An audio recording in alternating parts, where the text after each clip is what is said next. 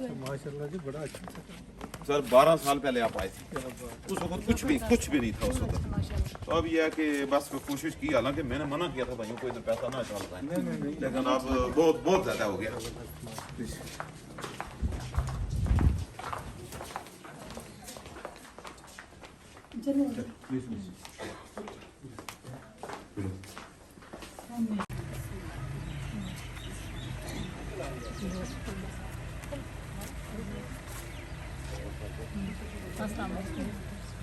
हो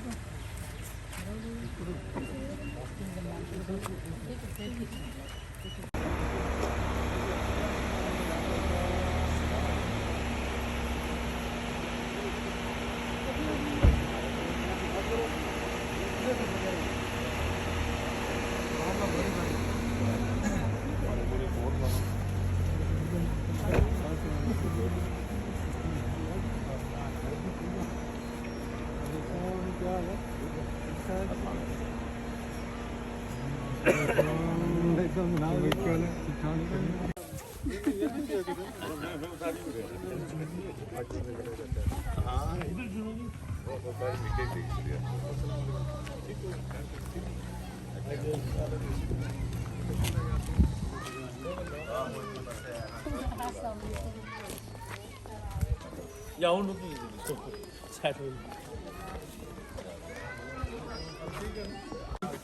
हाथ में डालो यार, हाथ में डालो।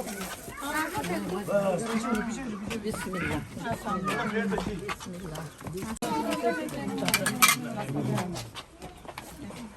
अस्सलाम वालेकुम। क्या हाल है? क्या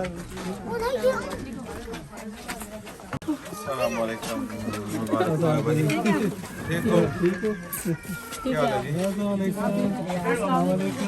क्या हाल है?